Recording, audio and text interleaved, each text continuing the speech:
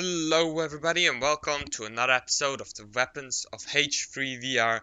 Today we take a look at the right arm of the free world. The FN FAL used and license produced. I just realized I've got this and this. Ignore those two guns. We're gonna need these two. They're just larger magazines. But the FN FAL, the right arm of the free world. I need to position myself correctly. Sorry about that. So, what is this rifle? Well, this is a self-loading rifle, and it got its name because most of NATO actually adopted this rifle, with certain notable exceptions like Germany and most notably the USA. So, let's all take a step back and let's go through history, as I like to do. So the FN FAL, it was designed in the late 40s, early 50s, after the Second World War, and it was actually initially designed for 8mm short or 8mm curts, and in 1950 a prototype was developed, or late 40s, still late 40s, around that time frame, for the .280 intermediate cartridge that the British had developed and later adopted for like a week together with the EM2 rifle. Well,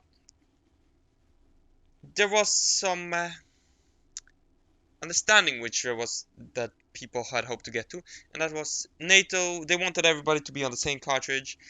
Eventually, they agreed to 308 NATO, also known as 762 NATO. That's what I prefer to call it, usually. So, what the British and many others did that adopted this rifle is they decided, let's adopt this rifle, and in return, Britain, or let's adopt this cartridge, and in return, USA, you adopt this rifle. FN even, at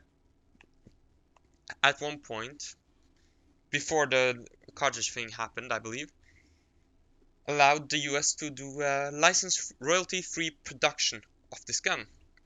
Well, the US decided, as we know, to be total assholes about it. I'm gonna talk about it as we go through these Cold War guns, but they decided, screw you guys, sorry about that noise if you heard it. Screw you guys, we're adopting the M14, which is just an M1 Garand with a magazine, basically. A bit of an oversimplification, but that's basically what it is. Britain, of course, they licensed produced this one as the L1A1. The Germans, they tried, but they ended up not. But many other countries did in fact adopt this rifle. And that's how it came to be known as the free arm, or the right arm of the free world.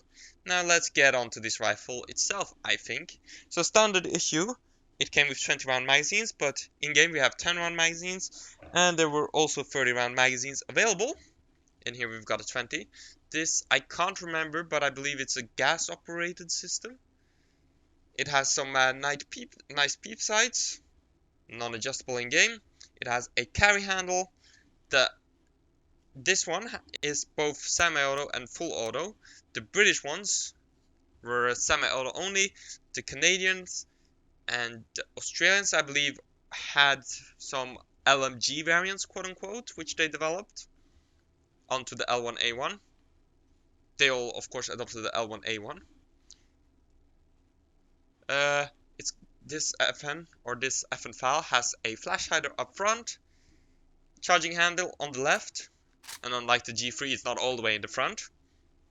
Chambered in 7.62 NATO, and I think that pretty much covers it. It has this wood, at least wood-colored furniture, which I think looks great. I like the look of the FAL. I like these Cold War era, the look of the Cold War era rifles in 7.62 NATO, except the M14. I think that one's kind of ugly.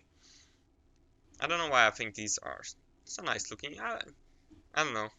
It does not have any Picatinny rails. It's truly Cold War era, just like the G3. And it packs a punch, as we will see now. Put it off safe first, of course.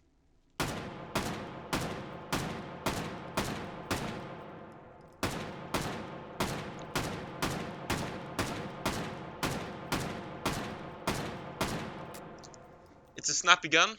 It is, like I said, 7.62 NATO. Does not hold open on empty. And accuracy is decent. Let's charge it. Switch to Google switch.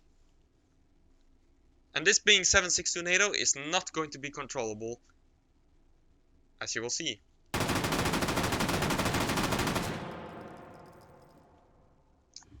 Yeah.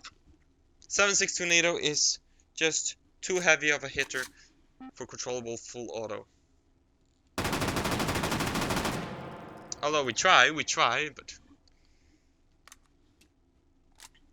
for standard issue, this was better off just left semi-auto. The LMG variant, I don't... Yeah, I guess for LMG variant, of course, you want full auto, but I don't believe the LMG variant was too successful in use. The Australians preferring the brain gun, even though I adopted both, even though they used both the L2A1, I believe they designated their LMG version. And of course they had the brain gun. I believe they used both, but the brain gun was just better. So yeah, anyways, this has been a quick look at the FAL, the right arm of the world. Of the free world, to be precise, because the commies had their own weapons, as we all know. So I hope you all enjoyed watching this quick little video. Be sure to leave a like, subscribe, and all of that. Vote for the next gun you want to see in the poll in the description below. Have a good one, and I'll see you guys next time. Bye!